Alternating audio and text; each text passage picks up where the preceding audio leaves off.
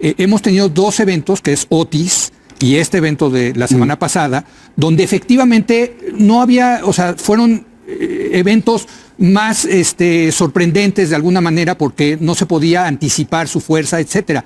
Pero hubo un momento en que tanto Otis como lo que pasó con las lluvias era obvio que iba a suceder y ahí no avisaron. Perdón que lo diga con todo lo que... Es que no es que... O sea, México había avanzado, sí había ciertas cosas que habían funcionado.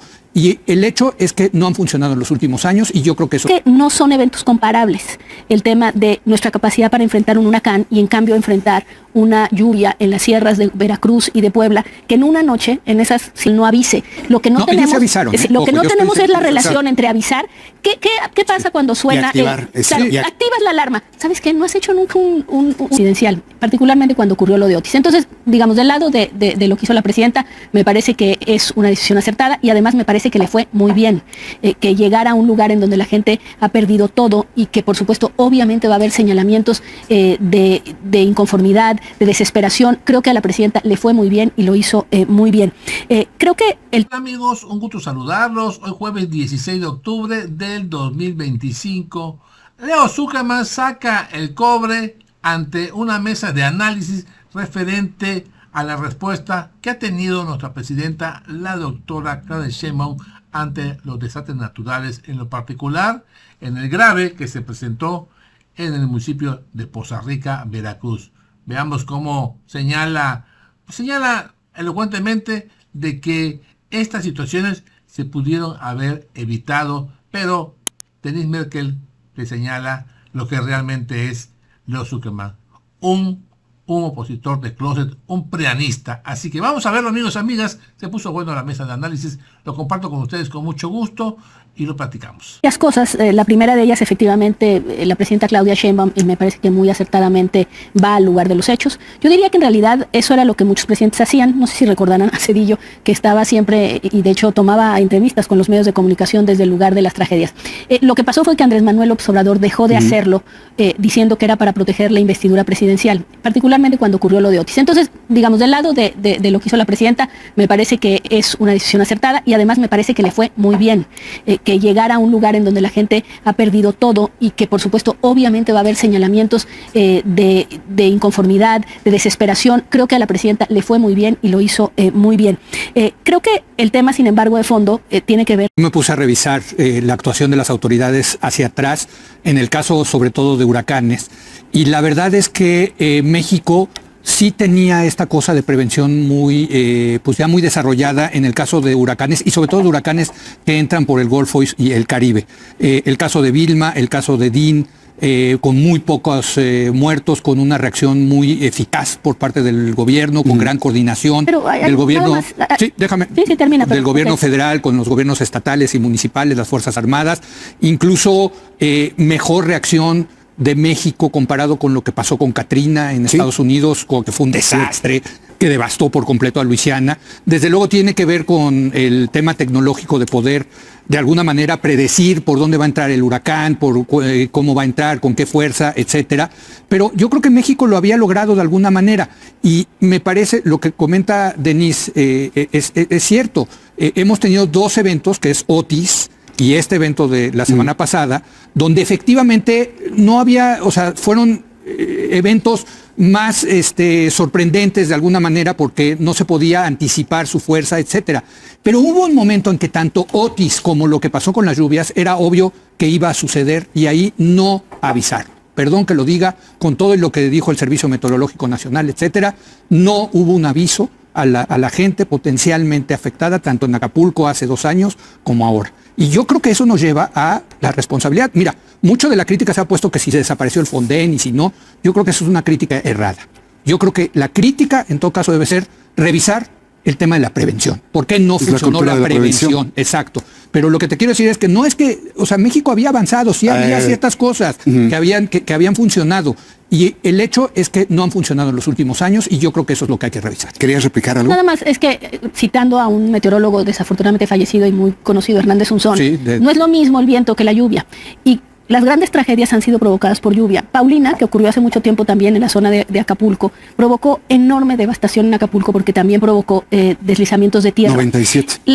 efectivamente somos muy buenos para detectar, sobre todo en el Caribe, que vengan eventos de vientos fuertes, huracanes categoría 5 y no tener pérdidas de vidas humanas. De entrada porque no hay montañas, pasan rápido y no tienen este problema de las montañas y las lluvias.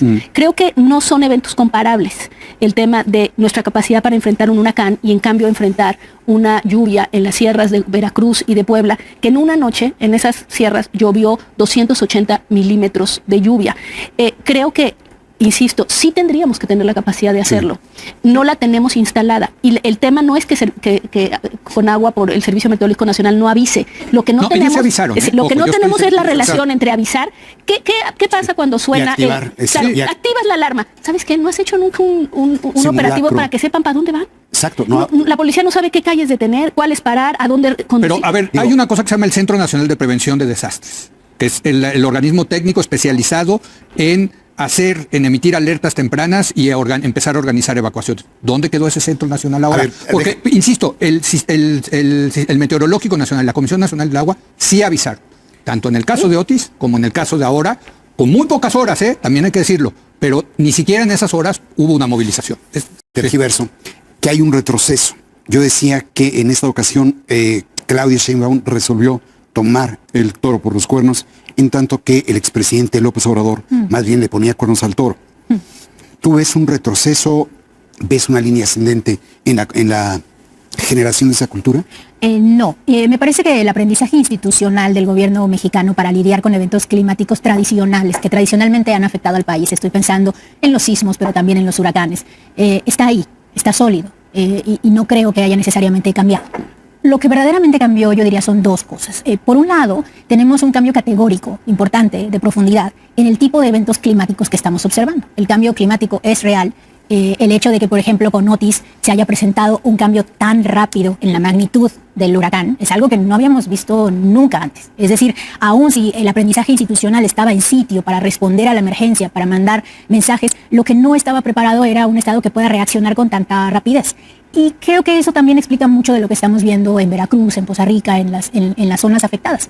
Un Estado que es capaz de saber que va a pasar algo, que va a venir un evento climático, pero que no es capaz de reaccionar con la rapidez necesaria. Ahora, hay un cambio también importante en el financiamiento, y yo sí creo que, si bien es cierto que no hay razón para extrañar al Fonden, que tenía muchos ámbitos y muchas cuestiones criticables, de hecho, incluso identificadas por la propia Auditoría Superior de la Federación, es verdad que el Fonden se prestaba a la corrupción, sobre todo a nivel estatal.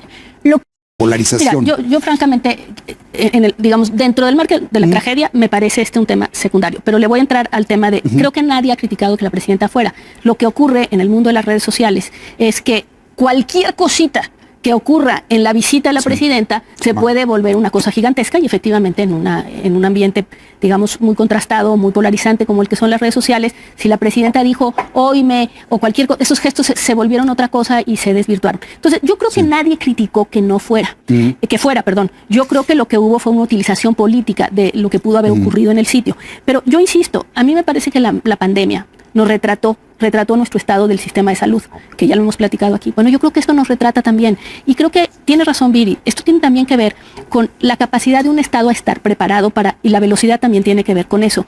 Aquí de repente, y no me voy a meter a especificar a nadie, pero Protección Civil parece que sea un puesto honorario en algunos municipios, se lo dan a quién sabe quién, que tiene cero preparación. A nivel estatal. A nivel de todo, pero a nivel municipal, Protección Civil, imagínate qué responsabilidad implica Protección Civil en Poza Rica. Tienes un río que además con agua, no sé por qué, no construyó la pared que le tenía que construir, ya sabían. No, se robaron el presupuesto, ya salió. Por eso, bueno, lo dijeron, eso es lo que dicen.